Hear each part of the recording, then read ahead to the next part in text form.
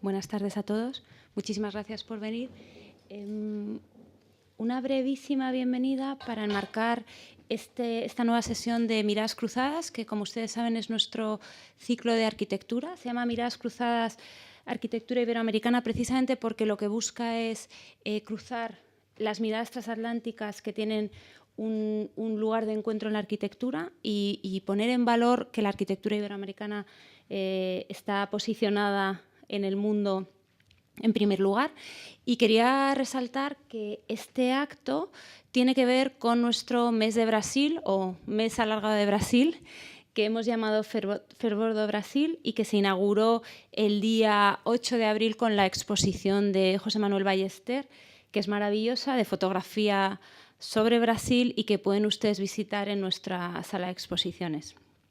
Sin duda, es un buen complemento. La sesión de hoy sobre arquitectura es nuestra 18ª sesión de Miradas Cruzadas. Por esta sala han pasado la mayoría de los arquitectos más relevantes latinoamericanos y en este caso tenemos una sesión muy interesante y muy coherente porque van a conversar dos arquitectos, uno barcelonés que ha trabajado en Río de Janeiro y una carioca que vive en Barcelona, ¿no? Aquí las miradas sí se van a cruzar de verdad y digo unas breves palabras sobre sus currículums, que son larguísimos y extensísimos, pero que resumo. Verena Andreatta es arquitecta y urbanista curitibana, reconocida por sus aportes al estudio de los planes de ordenación de Río de Janeiro, de los que nos va a hablar, y de los orígenes de la urbanística carioca y por su activa participación en la coordinación y difusión de experiencias de planeamiento y regeneración integral de los barrios informales de Brasil.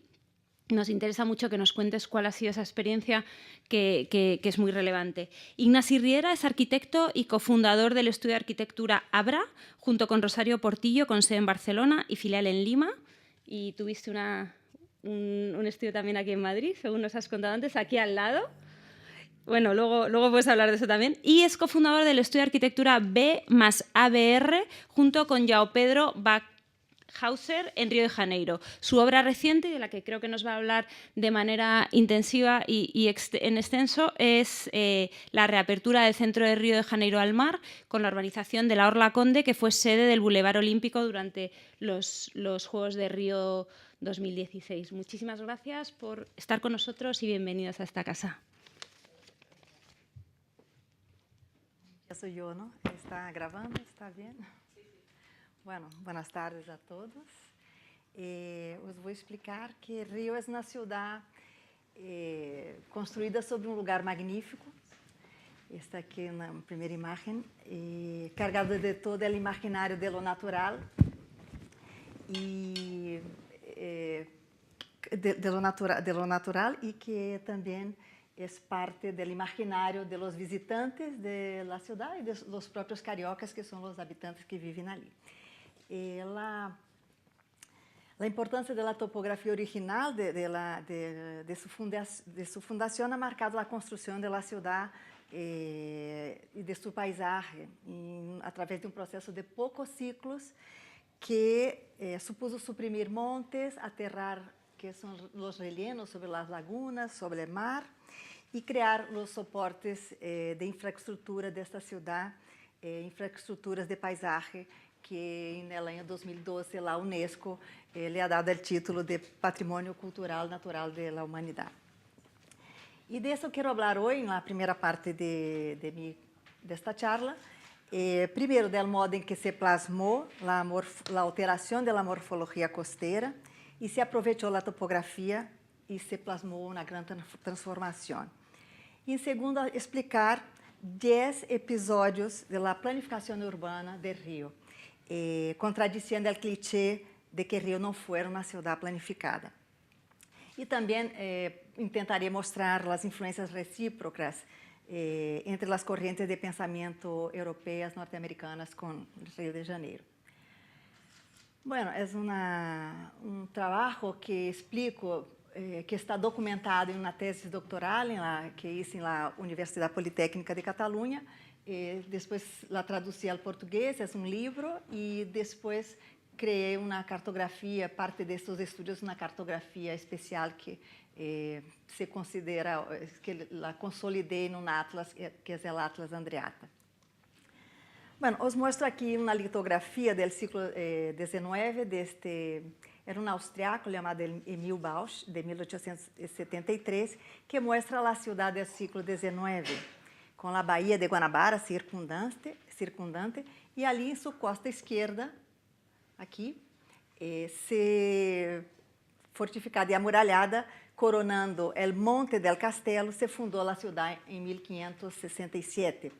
E pouco a pouco sobre esta bahia se desenvolveu uma cidade portuária e desde a Plaza 15, que está aqui no centro, se embarcaram os produtos estrela da história colonial do Brasil, primeiro o açúcar, depois o ouro, depois o café. Hoje esta bahia atende um entorno de praticamente 9 milhões de habitantes, Rio tem aproximadamente 6 milhões e meio, e é sobre este município. Aqui apresento a área sul e central da cidade, o centro de Rio está por aqui, que vou referir-me aos espaços mais emblemáticos e referir-me a toda esta transformação da geografia, da topografia do centro de Rio.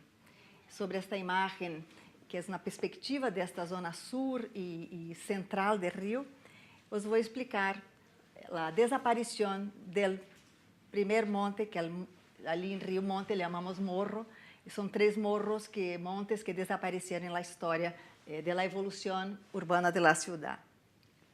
O primeiro monte, o Morro do Senado, durante a época do prefeito, o alcalde Pereira Passos, em inícios do século XX, desapareceu para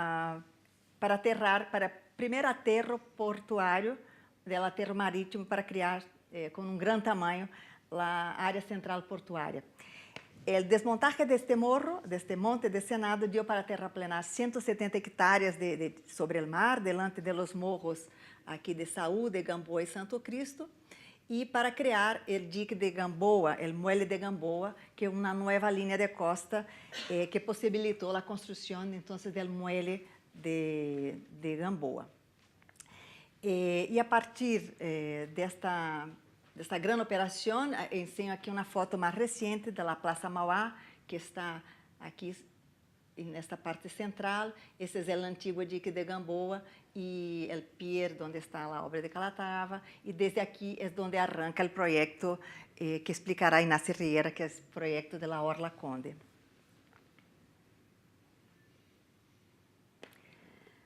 E sobre o Morro do Castelo foi outro monte da cidade que desapareceu. O monte, como podeis ver nesta imagem, coronando, não? Esta montanha estava na cidade histórica, na cidade fundacional, que foi paradogicamente demolida para criar a Exposição Universal comemorativa do centenário da independência de Brasil, em 1922. Foram removidos 4,5 milhões de metros cúbicos de terras e ganados ao mar 67.000 metros quadrados de suelo urbano, onde se celebrou a dita exposição e, mais tarde, em los anos 40, se construiu sobre esta plataforma de cidade o aeroporto Santos Dumont, que está cercano à área central de negócios. É uma ironia histórica, não comemorar, celebrar um ato extinguindo o hecho fundacional da cidade. E um terceiro monte que desapareceu também, o Morro de Santo Antônio, desapareceu quase totalmente devido à celebração do Congresso Eucarístico Internacional em La Ensenada de Glória, em 1956. Como podeis ver aqui, a desaparição do monte para rellenar esta área é paralela a uma antiga avenida Beira-Mar, que foi construída por Pereira Passos, e então sobre ela se estendiu também as terras do Morro de Santo Antônio, que se uniram com as terras do Morro del Castillo, se uniram nesta gran relleno sobre o mar, que se chama, desde sempre, chamamos de aterro del Flamengo. E convém remarcar que este período, na década dos anos 60, se inicia em Rio com um período de crise, desorientação, por la pérdida da capital do país, que se traslada a Brasília em 1961. E el río pasa a ser capital del estado artificial del estado de Guanabara, y Carlos Lacerda, que foi o governador, hizo uma política de muitas obras públicas para saneamento, urbanização. E este parque, creio que é muito conhecido, pero aqui engenheiros, paisajistas, arquitetos colaboraram neste projeto, dando um tratamento quase perfeito, que compatibilizou diferentes usos viários com com este imenso parque litoral, com amplos espaços para o ócio, para o deporte, e também um marco de obras emblemáticas, arquitetônicas e paisajísticas. O paisajista Burle Marx foi quem desenhou este grande parque. E uma curiosidade é que apenas um ano depois de inaugurado, o Patrimônio Histórico Federal lo cataloga para sua preservação.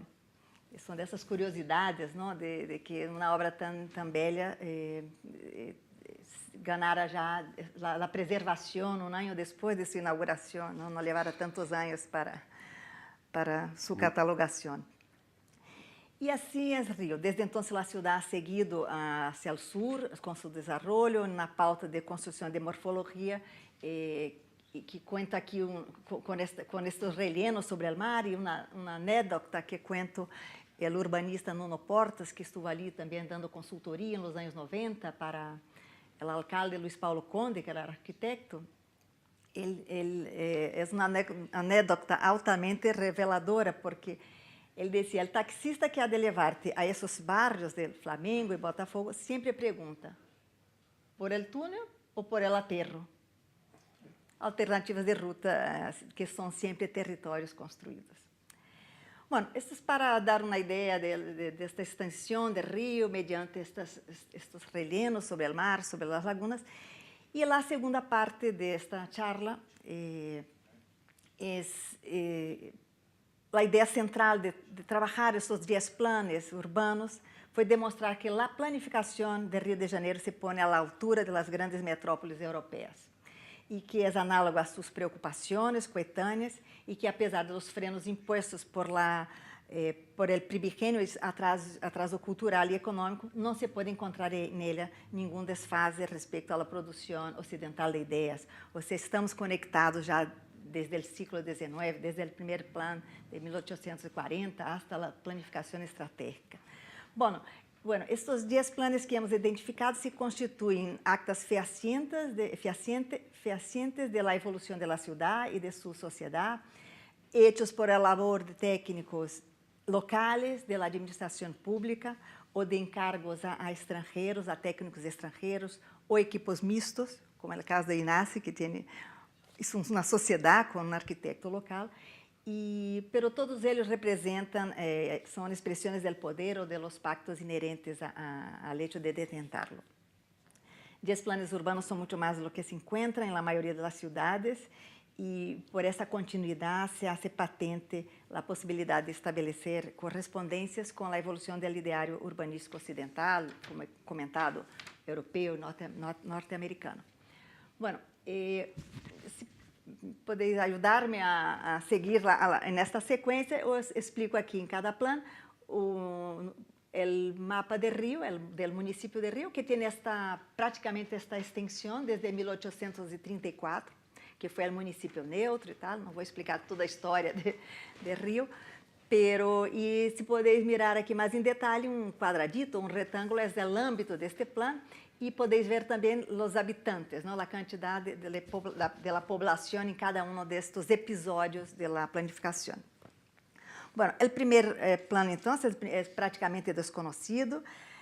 Relatório de obras de Bourré-Père Juan, era um diretor de obras do Império, e convém remarcar que, desde sua formação de engenheiro militar, de especialista em caminhos, puentes, evoluciona hacia uma doble preocupação urbana e o higienismo, apenas nasciente em França e Grã-Bretanha, e a geometria da trama urbana para facilitar a posterior extensão. Então, uma preocupação com os aquedutos, esta é uma cartografia que está no Atlas Andreatta, que ensina pouco a ideia de extensão da malha, de toda a rede de vias e calles, etc.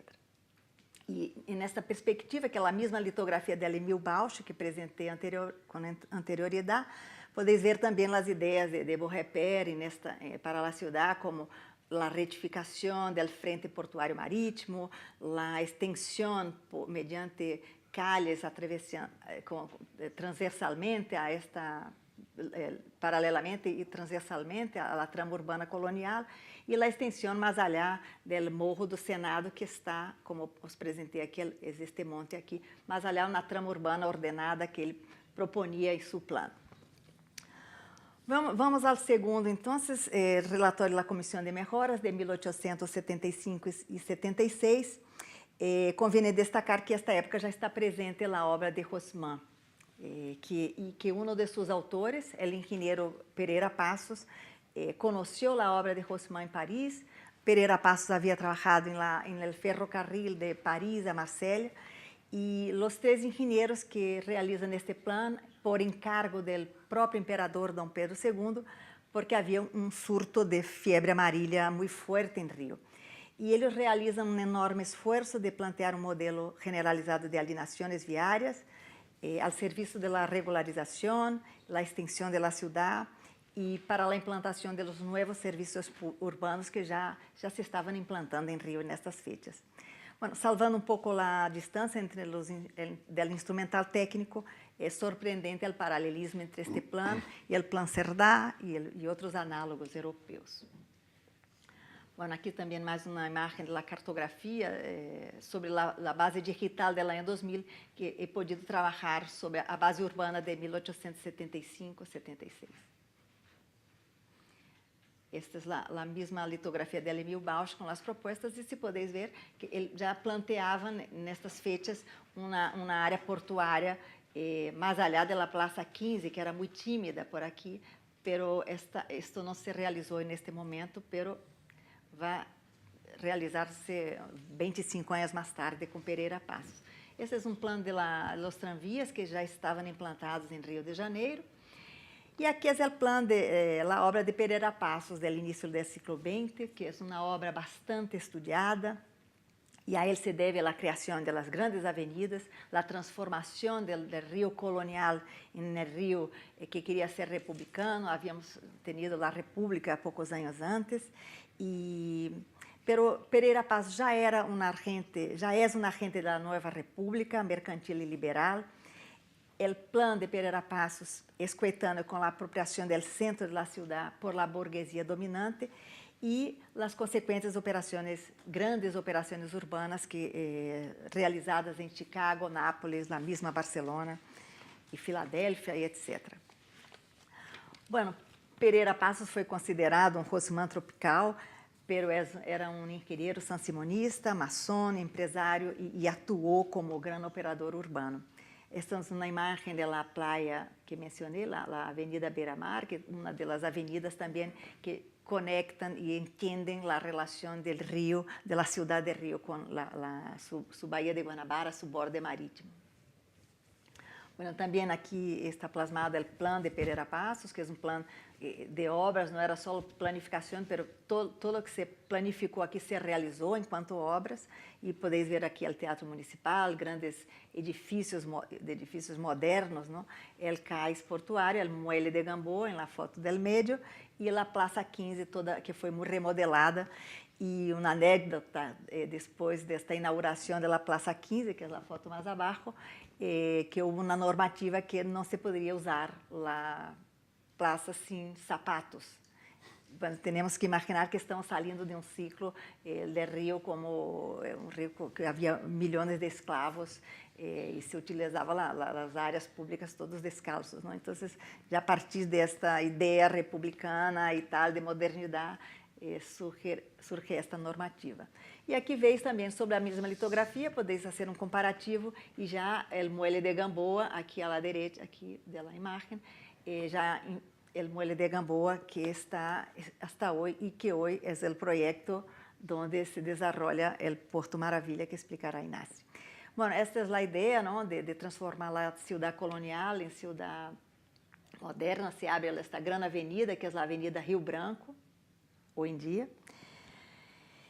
E vamos ao quarto plano, é o plano Agache, de 1930, e aqui também, no momento, não sei se habéis visto, que a população dobla de tamanho, o rio hace um salto de escala monumental, brutal, e se contrata, então, este arquiteto urbanista francês, Alfred Agache, e se bem sorprende que foi a primeira concepção formalizada para todo o município de Rio, pero também uma introdução um pouco tardia das técnicas de Beaux-Arts e da Ciudad Jardín, já nessas épocas em pleno debate do movimento moderno. O Plan de Agache foi o primeiro que previu, entre outras coisas, a zonificação da cidade e também algumas ordenanças para a edificação, poder ver os colores, a área em azul, portuária marítima, o centro de negócios em rojo, em marrom as áreas mais industriais, em color rosa as áreas residenciais, ou seja, a ideia da zonificação surge neste momento, assim como também toda uma ideia de estruturação viária para Rio de Janeiro. O quinto plano, que é de destacar neste plano, da Comissão da Cidade, que durou praticamente 10 anos, 2 arquitetos se tornaram na direção no Departamento Municipal de Serviços Técnicos, o arquiteto Afonso Reide e o arquiteto Dr. Rey. Tuvo este largo tempo de duração e o hecho de que releva do plano de Agache os elementos de estruturação, de zonificação e mostra também a contemporaneidade com o movimento moderno, o movimento racionalista. Exemplo desta afirmação é o posterior plano para o centro de Rio, que é do arquiteto Reide, que foi destes 2 diretores, sobre a supressão do morro de Santo Antônio, que expliquei anteriormente, né, para criar esta esplanada convertido já no arquetipo do movimento moderno. Bueno, el Doxiades surge também a contratação de um arquiteto grego que dentro do processo de expansão metropolitana planifica a cidade levando uma grande abstração sobre o território, não? É plano sobre as grandes vias urbanas, demalhado sobre o território, sobre redes arteriais. É uma espécie de master plan cargado de informação, da utilização também da modelística quantitativa, como coartada, e um plano que conlleva uma grande abstração, como é comentado, sobre o território, sobre uma zonificação genérica que permite a explosão, o abandono da cidade construída e a anomia formal da condensação urbana. Bueno, esta política rodoviarista e de extensão que não impediu, por outra parte, que a cidade fora desenvolvendo sua constante vontade paisajística sobre a costa.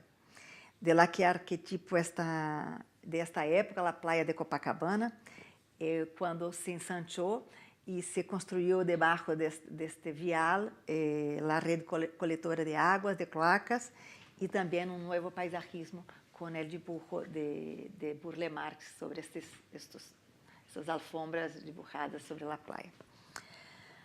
Vamos ao plano piloto, é de Lúcio Costa. Lúcio Costa foi o arquiteto, não, que construiu Brasília, que projetou, ganhou o concurso da capital Brasília. E, apesar de lo reduzido do âmbito deste plano, lo é selecionado nesta muestra de los 10 planos de Rio como um modo de fazer da época. Mais allá de sua inserção no movimento racionalista, é um exemplo de la ciudad, de los nuevos centros direcionales, de la colonização a saltos. Para chegar à Barra de Tijuca se construíram viadutos, puentes e túneles. E também mostra a influência da urbanística carioca no pensamento ocidental. Aqui podeis ver uma foto de Barra de Tijuca, em los anos 60, e uma foto atual, já com o plano implantado, e por aqui vereis está o Parque Olímpico em Barra de Tijuca, onde se desenvolveu as Olimpíadas, o coração das Olimpíadas. Bueno, o 8º plano, já estamos quase finalizando, o município finales de los anos 70, já tinha quase 4,5 milhões, 5 milhões de habitantes, e começava a contar já com modernas técnicas de de cartografia, aerofotogrametria, e também já existia no Ayuntamiento de Rio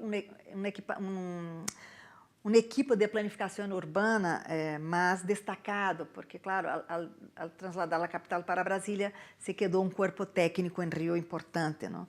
E este plano se marca entre aqueles que foram elaborados por técnicos da administração municipal. É um documento arquetípico da metodologia dos planos diretores, do urbanismo mais legalista e quantitativo, que se desenvolverá em cascada, e realiza um diagnóstico da cidade, propõe sua divisão em 5 áreas de planeamento. Essas 5 áreas, hasta hoje, la utilizamos em Rio, está dividido assim, planificamos com estas 5 áreas, e fica a níveis de intervenção posteriores, um pouco no olvido da morfologia final. O nono plano é o plano diretor da cidade. Este plano foi detalhado, foi concebido porque foi determinação da Constituição Federal de 1988, que cada cidade, todas as cidades acima de 20.000 habitantes tendría que desenvolver um plano diretor. E, bueno, já é um plano que se desenvolve dentro das novas políticas de recuperação da cidade construída, aun quando este plano mantém a visão tradicional de estrutura e zonificação. Pero destaco deste plano, o mais importante que me perguntou Ana, não, sobre as favelas, é a primeira vez que se reconhece a existência das favelas no mapa da cidade. Se estabelece como uma de suas principais características, não, diretrizes, garantizar a população das favelas em elas, não, de não trasladá-la como tuvimos as políticas de erradicação dos anos 60. Então, por primeira vez, no plano da cidade se define que as favelas têm que quedar sua gente ali, sua morfologia e a aceitação deste tipo de morfologia. Estes são 2 projetos de recuperação da cidade histórica e do borde marítimo. Foram 30 quilômetros de praias, desde Leme hasta de Copacabana hasta Barra de Tijuca. E também foram 2 projetos que se constituem no início de minha andadura profissional. Bueno, a planificação estratégica se leva a cabo em Rio em 1983. Foi o primeiro momento que se decide contratar um plano estratégico. E para ele, o alcalde César Maia e o urbanista Luiz Paulo Conde, que era secretário de urbanismo, decidem contratar os equipos de Barcelona, Jorge Borja, Manuel de Fort, Manuel Lerce, Luiz Millet, para vir a Rio explicar-nos e dar uma consultoria sobre esta planificação estratégica. É curioso porque começamos em 93 com esta planificação e já a partir de 2010, me parece que a Câmara dos Concejales definiram que é uma obrigação. Cada novo alcalde, cada novo período deverá, de 4 em 4 anos, ter um plano estratégico para a cidade.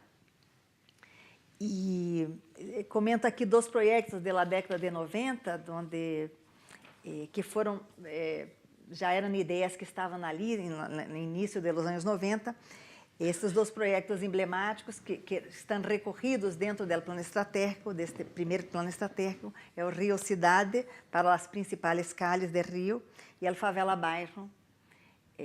Imagens deste programa, e o Favela Bairro, este todavia é Rio Cidade, e o Favela Barrio para a regeneração de los barrios de favelas. Bueno, aqui foi um programa muito importante. Hasta hoje se desenvolve o programa Favela Barrio em Rio, com financiação do Banco Interamericano, e a importância do programa foi, sobretudo, a introdução dos valores urbanísticos da cidade formal dentro das favelas. Aqui, nos programas anteriores, pensavam num canal como um canal, e já dentro do programa Favela Barrio, um canal se transforma em uma avenida canal. Ou seja, os valores urbanísticos da cidade formal aqui introduzidos, e a experiência foi realmente muito importante, muito sólida, e tuvo seguimento. Bueno, então essa é uma sequência de planos e projetos. Destaco aqui, durante já a gestão do alcalde Luiz Paulo Conde, o programa Rio Mar para a recuperação do Parque del Flamengo e o ciclo 21 já com as intervenções do período olímpico, que foram muitas, creio que Inácio explicará um pouco mais sobre este aspecto. E eu queria destacar que, bueno, a política, toda esta política do projeto urbano, não, foi muito emblemática para Rio, foi muito importante. Creio que houve uma participação muito grande de todos os equipos de arquitetos da cidade, muitos concursos públicos. Hemos podido dialogar com arquitetos brasileiros, arquitetos do mundo internacional, europeu, norte-americano. E creio que na década de 90, todas as obras, as propostas deste grande urbanista, que foi Luiz Paulo Conde, que dá o nome da La Orla Conde, foi muito importante para que as obras olímpicas também absorveram esta cultura e me alegra muito passar a palavra agora para Inácio Riera, que explicará um pouquinho mais sobre todo o detalhe deste projeto que transformou e resultou realmente no encontro da cidade histórica com o mar, com a Baía de Guanabara. Bueno, creo que era isso que tinha que comentar. Muchas gracias por escucharme e espero que para as perguntas, creo que depois, não? Muchas gracias.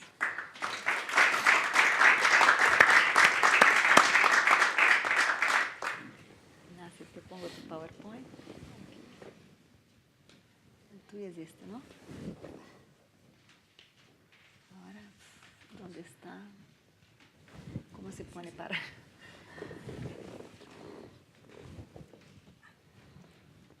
¿Tenéis un puntero o algo? Perfecto. Aquí El quiere puntero en la venir para pantalla acá. no se ve. Aquí hay que mover aquí la flecha. Pues, Ponte allí de pie. Sí, nos levantamos y nos movemos, ¿no? Bueno, buenas tardes a todos. Gracias por estar aquí a estas horas un poco extrañas, ¿no? 6 de la tarde. Qué suerte tenemos algunos. Soy Ignacio Riera, soy arquitecto. Tengo un estudio de arquitectura en Barcelona, ABR, y comparto también estudio de arquitectura en Río desde hace 10 años con mi socio Joao Pedro Bajeuser.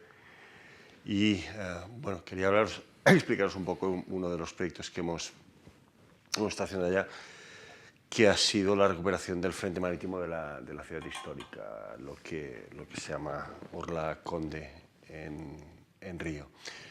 Ya habéis visto algunas imágenes de la ciudad. Río es una ciudad enorme, es imposible de entender casi para un europeo la escala de esa ciudad, escapa de las magnitudes tradicionales.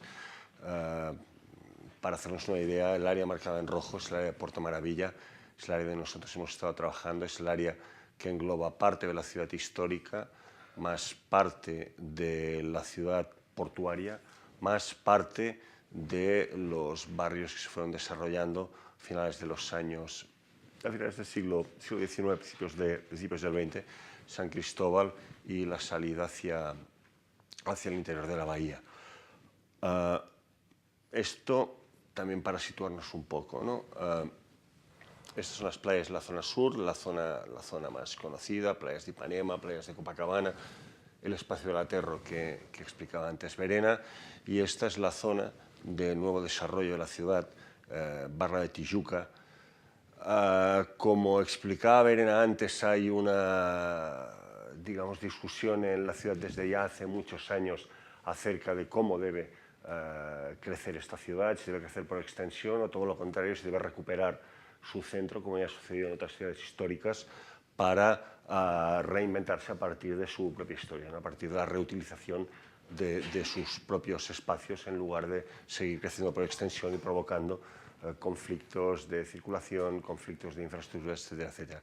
En esta discusión es cuando nosotros aterrizamos en Río, porque de hecho ganamos el concurso hace pues, casi 10 años para construir en este sector de aquí lo que sería la Villa Olímpica de los árbitros y de los periodistas en Río para los Juegos Olímpicos.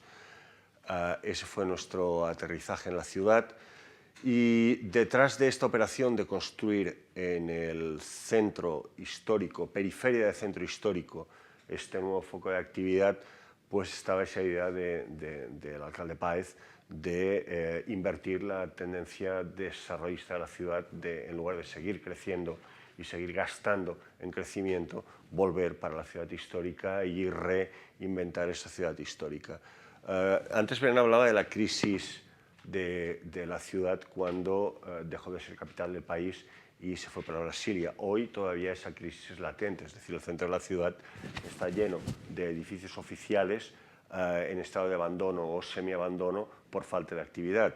Y hasta hace muy poco tiempo había una ordenanza específica que prohibía que en el centro de la ciudad se desarrollaran viviendas, porque era un espacio pensado exclusivamente para el desarrollo del negocio. Era la ciudad, bueno, siguiendo el modelo norteamericano de ciudades fragmentadas con usos exclusivos en función de las áreas. Es bastante claro hoy en día, y bueno, yo como barcelonés, evidentemente, vosotros como madrileños también lo vivís, que las ciudades son mezcla de actividades y cuanto más mezcla y cuantas más actividades, más rica es la ciudad y más confortable para el usuario. En ese entorno es cuando nosotros entramos con ese proyecto que precisamente lo que pretendía era eso, ¿no? crear un pequeño barrio donde la actividad fuera mezcla de actividades. A raíz de ese proyecto, bueno, yo me involucré personalmente en ello, me enamoré de Río, evidentemente es una ciudad que fascina, no solo por la ciudad, sino por su gente, por su historia, por su clima, por su entorno, es una ciudad fascinante. Yo no sé si habéis estado, ¿no? Pero ya estáis perdiendo el tiempo antes de verano próximo. Me enamoré y realmente vi claro que los próximos años de mi vida tenían que pasar por aquí porque realmente había la oportunidad, ¿no? Ya había vivido en Barcelona el acelerón que supone un evento importante para la ciudad en cuanto a creación de nuevas estructuras, nuevos barrios, nueva manera de organizar la ciudad, riqueza, crecimiento, en fin, de la ciudad, pero crecimiento cualitativo, no cuantitativo. Y mi esperanza era que en Río pues, sucediera algo parecido y bueno, pues ahí nuestra implicación. Fuimos avanzando, fuimos entrando en proyecto, hasta que finalmente el consorcio que gestiona toda esta área delimitada por la Presidente Vargas, Frente de Mar y prácticamente Francisco Vicayo, decidió encargarnos la urbanización de todo este sector.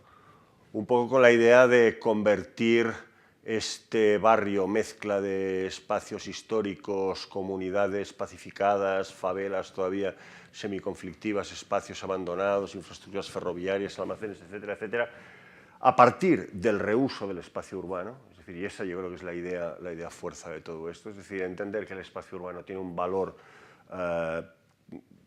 capital, es decir, puede actuar como acelerador del desarrollo del territorio, pues reurbanizar todo este sector a partir, bueno, pues de nuestros criterios como arquitectos barceloneses, ¿no? Un modelo reconocido que es el modelo Barcelona, lo que Barcelona hizo durante los años 80 y 90 para transformar la ciudad. Es un modelo de éxito reconocido, probablemente hoy agotado, y evidentemente me encanta hablar de lo agotado que está el modelo Barcelona y de la crisis que supone eso para mi ciudad, porque quiero decir que vamos avanzando, pero que por la similitud de las ciudades pues era realmente interesante aplicar, y así lo hicimos.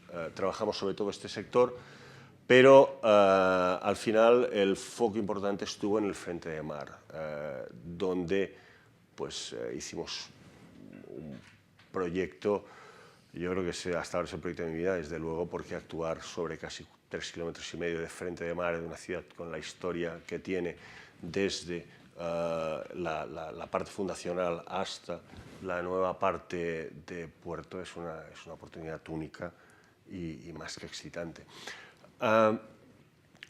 había un problema de base en este entorno, y es que el desarrollismo de los años 60-70 provocó en la ciudad, y todavía hoy lo sufre, las agresiones por parte de las grandes infraestructuras, básicamente viarias. Es decir, el coche es fundamental en Río, y las infraestructuras se desarrollaron para los coches pasando por encima de la infraestructura de la ciudad. Entonces había una autovía muy importante, que es la que comunica el extremo de la bahía, Niterói, con la zona sur de la ciudad, que era la avenida Perimetral, que actuaba como una barrera extraordinaria entre ciudad y mar. Y ya en los tiempos de Conde se planteó la duda de qué hacer con esta infraestructura, y bueno, Eduardo Páez resolvió, yo creo que una fuerza política fuera de cualquier duda, asumir el riesgo de derribar esta infraestructura y reconducir el tráfico a partir de un túnel nuevo y a partir de la capilarización del tráfico, creando además movimiento en zonas que no lo tenían, ¿no?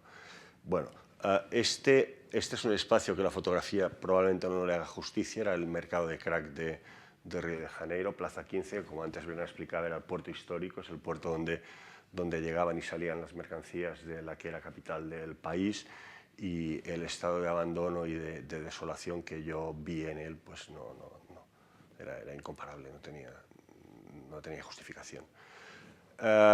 Este es el esquema un poco conceptual de nuestro trabajo, es decir, hay una infraestructura con problemas bloqueando una ciudad y su leitmotiv, que era el mar, la demolición de la perimetral, la creación del túnel y ganar esos espacios ocupados por el coche como espacios para el peatón, espacios urbanos, espacios de uso urbano, y conseguir la conexión de todos esos espacios hacia la bahía para recuperar la bahía para la ciudad. En el proyecto de Orla, para trabajar con alguna base bueno, científica no, pero para poder trabajar con alguna base racional, intentamos establecer unas cuantas hipótesis de trabajo. La primera de ellas era, evidentemente, la promoción de las relaciones visuales entre ciudad y bahía. Es decir, si ves que te interesa, por tanto vas. Entonces, escoger diversos puntos, que unos son puntos históricos, como la Plaza Mauá, Plaza 15 o Plaza Misericordia, otros son nuevos puntos, como el Acuario, que es un nuevo equipamiento, que es uno de los equipamientos más exitosos de la ciudad, y otros simplemente la continuidad de las calles, viendo desde la calle el mar. El segundo punto de interés es el propio acervo y la calidad de los edificios históricos del sector, desde la Pedra Dosal, que es donde la Samba nació, pues hasta el Palacio del Emperador, o bien el Molino Fluminense, que fue el primer productor de harina del país. A partir de esto, pues interrelacionando estos hubs y intentando crear unos itinerarios verdes y una malla verde, empezamos a estructurar el proyecto, que finalmente tuvo esta forma. El proyecto lo dividimos en 4 partes: la parte de Boulevard Olímpico, Plaza Mauá, el frente del Distrito Naval, Paseo de la Candelaria y la Plaza de la Misericordia. El Boulevard Olímpico es la zona portuaria de la actuación. Todo esto son naves que el Master Plan de Puerto Maravillas está preveyendo reconvertir en edificios de usos mixtos, tanto edificios de oficinas como edificios de viviendas. Y la operación conceptualmente es muy simple, es decir, es liberar todo ese espacio, como veíamos antes, de las infraestructuras y convertirlo en un bulevar lineal por donde circula el tranvía, y dejando solamente para los coches una vía marginal. Esta es la imagen aérea de la perimetral. Esta era la imagen que nosotros proponíamos en proyecto. El caos y el conflicto era permanente, tanto en la parte superior como en la parte inferior, en los accesos a Río. La transformación era bien clara.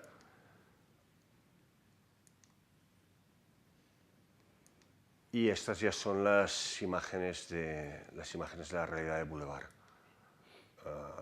el tranvía se ha incorporado como herramienta de movilidad en el centro de la ciudad, funcionando y funcionando bien. Ha sido absolutamente bien recibido por los ciudadanos. Transcurre en plataforma única, incluso cruzando por la Plaza Mauá sin delimitadores. El cuidado en el diseño, el cuidado en el mobiliario urbano, el pequeño detalle estuvo muy presente. Yo creo que es marca de Barcelona, marca europea, marca de sensibilidad hacia algo que es de todos. Es decir, la ciudad es un patrimonio de todos. Cuidar la ciudad, cuidar los detalles de las cosas y que esos detalles se valoren, yo creo que es un síntoma de madurez ciudadana extraordinario. Bueno, esta es la perspectiva de la ciudad desde arriba, y esta es una fotografía que podría ser cualquier momento de las Olimpiadas. Si os fijáis en la foto, la mayoría de los personajes que se ven en la foto podrían ser perfectamente ciudadanos europeos. Es decir, no es un barrio marginal, no es lo que veíamos en las primeras imágenes, mercadeos de productos no demasiado legales, sino que es el habitante de la zona sur que redescubre su ciudad. Una de las cosas que a mí más ilusión me hizo del proyecto es cuando estábamos paseando un día por aquí y vi un grupo de gente de los barrios de élite, que raramente salen de sus barrios de élite. Es decir, es una ciudad muy segmentada en uso. Es decir, el habitante de Copacabana, de Leblon, de Ipanema, raramente va al centro, raramente. Pues les oí hablar entre ellos maravillados de lo que tenían y de lo que se estaban perdiendo de alguna manera. Entonces, ese para mí fue uno de los, de las mejores recompensas que tuve en lo profesional. La Plaza Mauá es, de hecho, la plaza, bueno, no es la fundacional, pero digamos que es la plaza de Río donde la ciudad se hace mayor. Es decir, era el ejemplo, hay algunas fotos históricas que no están en el documento, pero era el ejemplo de la Place Vendôme, o el ejemplo de la Plaza Mayor, aquella plaza neoclásica, aquella plaza orgullo de la ciudad, de somos modernos, estamos aquí, ya somos una ciudad señorial, y bueno, pues desgraciadamente se había convertido en un no plaza, en un espacio de la negación urbana, en un mercado de droga, prostitución, asaltos, etcétera, etcétera. Entonces, quizá fue el desafío más importante de nuestro proyecto, ¿no? Volver a la plaza, o devolver a la plaza su centralidad urbana. Y el proyecto fue para nosotros muy simple, porque en definitiva lo que hicimos fue mantener un espacio perimetral de salón, como podéis tener aquí afuera, un espacio a escala humana para poder pasear, para poder estar, pero por otro lado dejar abierto un gran espacio central para las multiactividades en Río. Cuando hay un evento en Río no es un evento de 100 personas o 200 personas, es un evento de 2.000 personas o de 20.000 personas o de 3 millones de personas, como es el bloco de Bola Preta el sábado de carnaval. Entonces se necesitan de espacios grandes, pero también se necesita de espacio pequeño. Esta es la imagen de lo que era la Plaza Mauá antes de la intervención. Esta es el render de nuestra intervención. Y esta es la fotografía de la plaza desde el museo, del Museo de Arte de Río. Algunas imágenes de la actuación.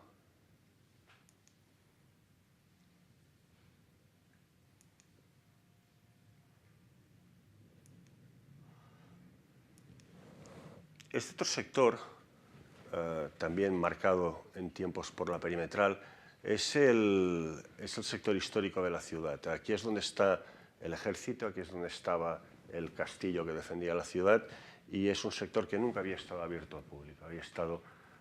Es propiedad de los militares y no era acceso, no había posible acceso. Esta isla, la isla de las Cobras, caramba, no sé qué pasa con esto. La isla de las Cobras es la base de la Marina de Río, y hay un puente que ata la terraferma con la isla. Entonces era imposible el paso.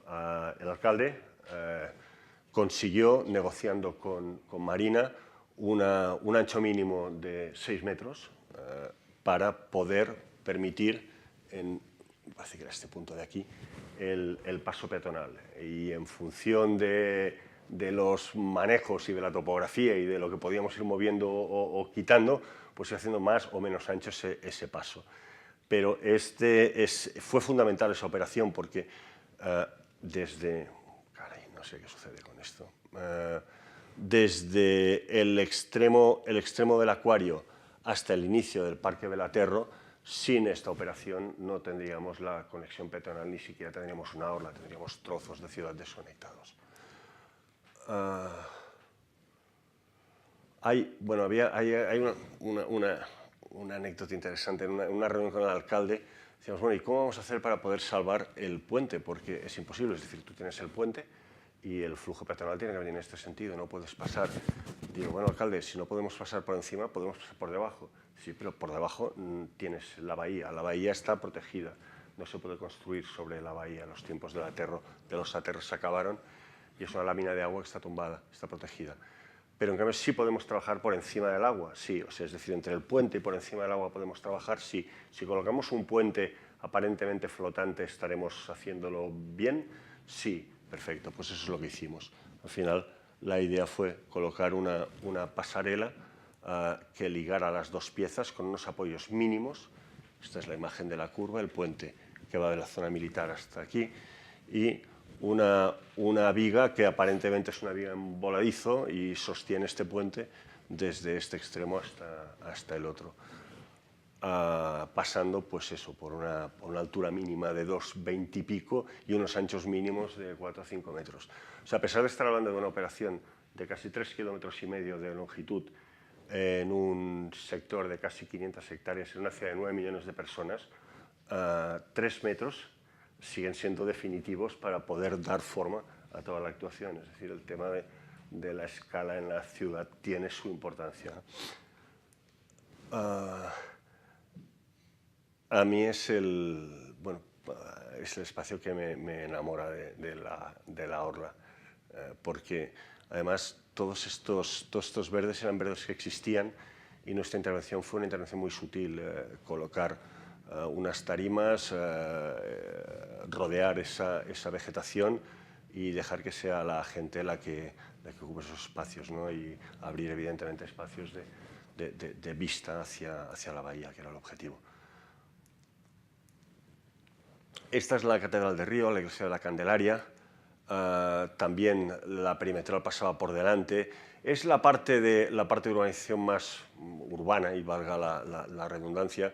Es un espacio donde los edificios públicos históricos tienen muchísimo valor, pero estaban invertidos con respecto a su origen. Es decir, como la perimetral pasaba por aquí delante, todos estos edificios tuvieron que cambiar su fachada original hacia el mar, al interior, y nuestra propuesta lo que hizo fue abrir espacios públicos nuevos para que los edificios pudieran volver a recuperar la fachada que tenían hacia mar. El caso de la Casa Francia Brasil, por ejemplo, es el paradójico, ¿no? Y crear pequeños espacios de estar, o sea, buscar en lo gigantesco, porque realmente es una creación muy grande, los pequeños espacios y espacios de relax, de tranquilidad. Y también para nosotros fue un privilegio poder diseñar el entorno de la antorcha olímpica. Fue durante estos Juegos, en estos Juegos por segunda vez en la historia que la antorcha no estaba dentro del Estadio Olímpico. Se encendió la antorcha fuera del estadio y el entorno fue el que nosotros diseñamos.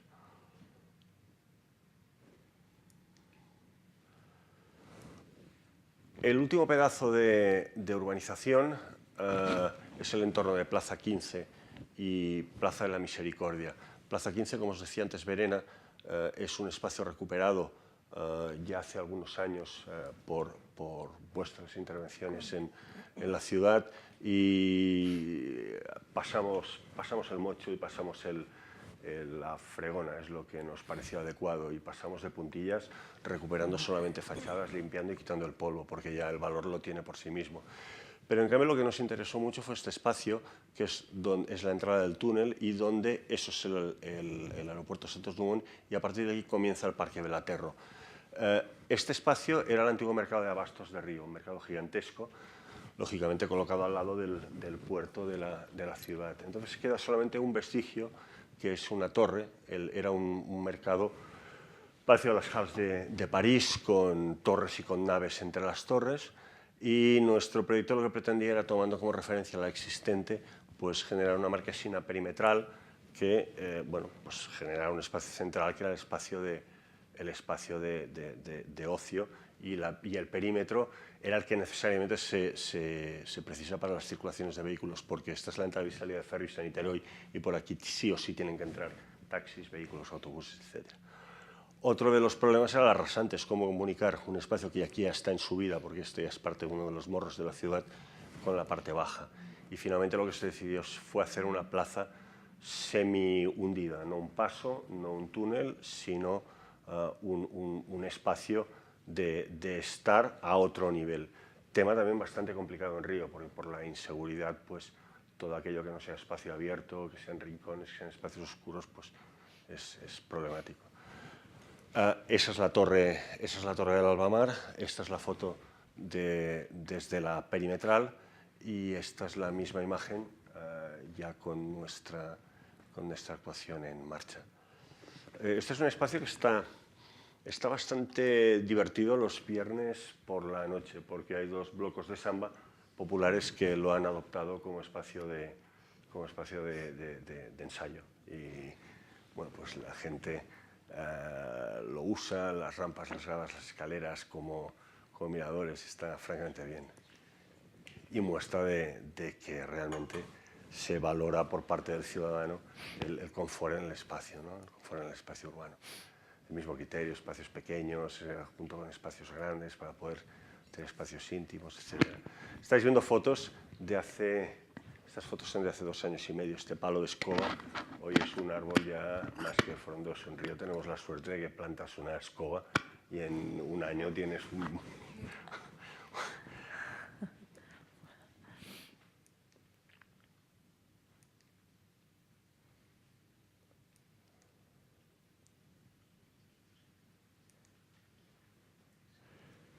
Gracias.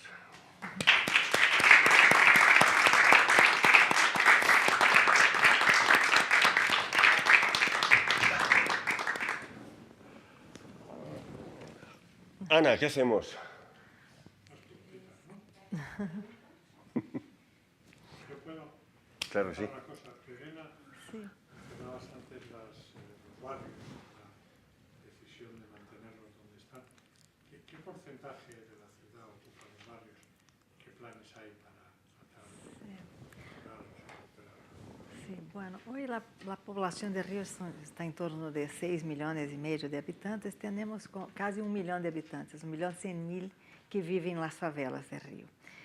Y claro, el programa Favela Barrio, con la financiación del Banco Interamericano, empezó en el 94, cuando empezamos todo un concurso público para arquitectos, equipos de arquitectos, equipos mixtos pudieron presentar propuestas para estos barrios. Entonces empezamos la contratación, ¿no? Incluso con los propios dineros municipales, empezamos las primeras intervenciones en las primeras 15 favelas.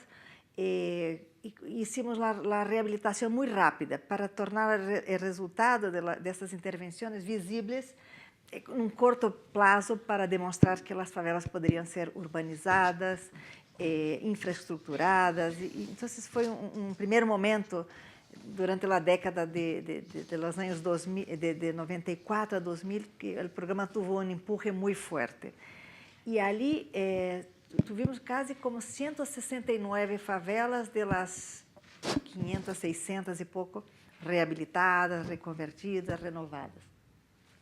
El programa siguió después con el mismo alcalde César Maia, con un poco más lento. Entonces, después de los años 2000, sí que el programa Favela Barrio siguió urbanizando las favelas, pero en un ritmo más lento.